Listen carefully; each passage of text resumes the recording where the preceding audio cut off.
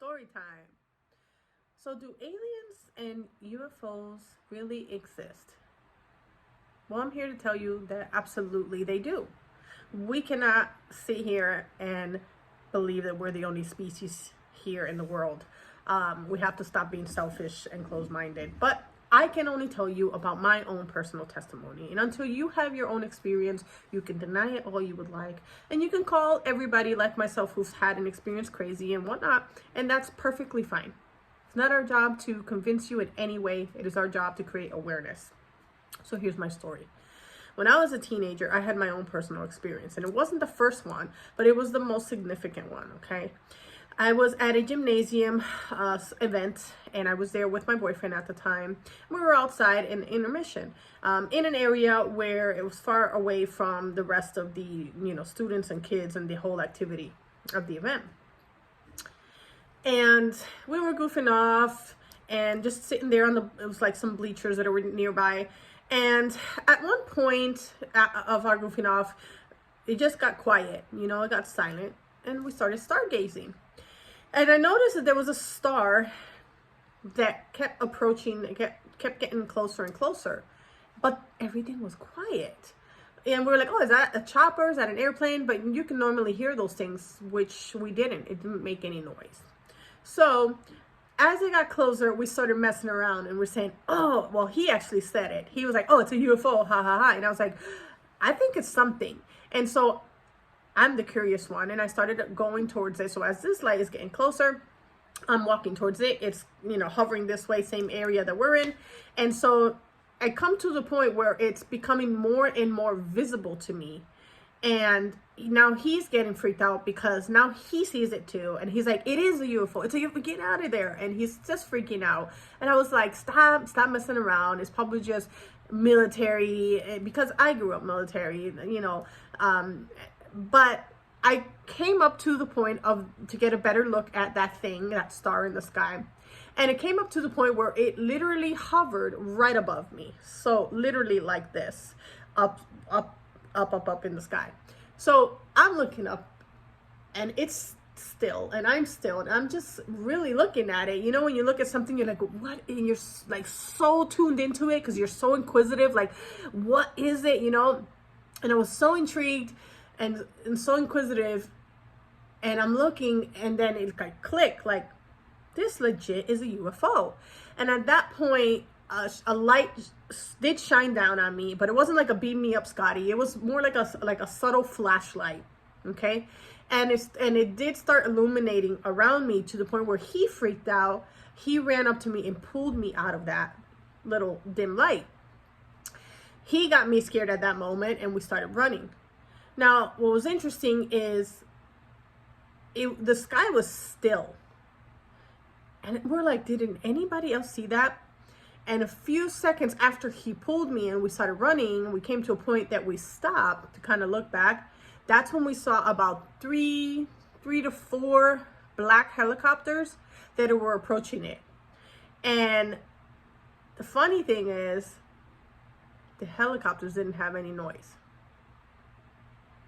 So normally, if it's military or even news or whatever, there's some, you hear the choppers, you hear the noise, right? So to symbolize there's something in, whatever, surveillance in the air, they're doing stuff.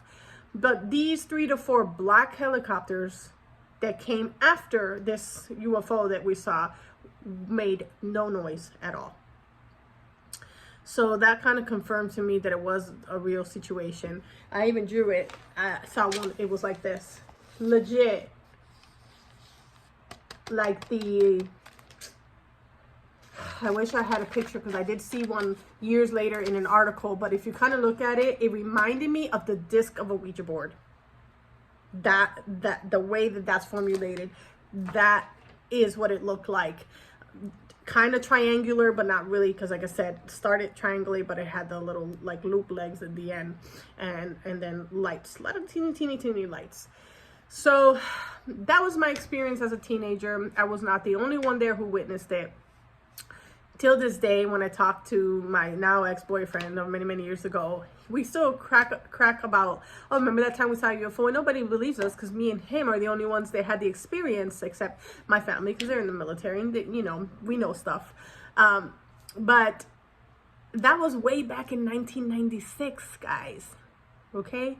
And if you think about back in the day, all these incidents that were talked about, all mythological creatures, aliens, UFOs, sightings here, sightings there, hoax, hoax, hoax, right? But now we're freely talking about this today. So you have to think about, this is not the first time these things have come up. They're just acknowledging it today. So now I want you to look at the things you've heard about many years ago and start believing those things. Because the truth was always there. It's just that our consciousness has shifted. We've evolved to a bit to where, you know, I feel like one of the more positive things that came out of this whole pandemic, not only did we get to spend more time with our family, you know, and get used to, okay, so I don't need as much as I thought I did, because that's what lockdown forced us to do, to kind of live bare minimum and to appreciate all the little things. But it also forced us to evolve. It forced us to look at things differently, to accept a different type of life. And therefore, we now have higher frequencies out there. We can now accept more truths that have always been there. But we didn't want to accept because, that's, you know, crazy people talk. But the pandemic really opened up our eyes to, if this can happen, everything else we've been telling you is out there. And they're going to give us little bits and pieces, because can you imagine what would happen if they just said one day, all this, guys, is all true? Ghosts, aliens, different dimensions, the moon is alien base, you know, there's different galaxies, Atlantis is under the ocean. I mean, if they went on and said, confirm, you would all just go insane. We would have the entire world turn into Looney Tunes. So they can't do that. They know there's not enough of us that are strong-minded, stable, mentally sound enough to be able to handle the type of information, the type of truths that are out there. So they give us bits and pieces.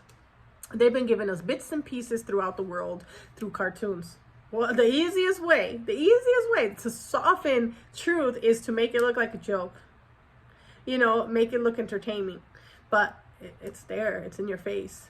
And the day that you have your awakening, your experience, I'm telling you, that day you're going to be super depressed, because you're going to realize, wow, all the things that I had doubted, now it makes sense. And there's no turning back. So there's only one thing I can do, and that's play this game.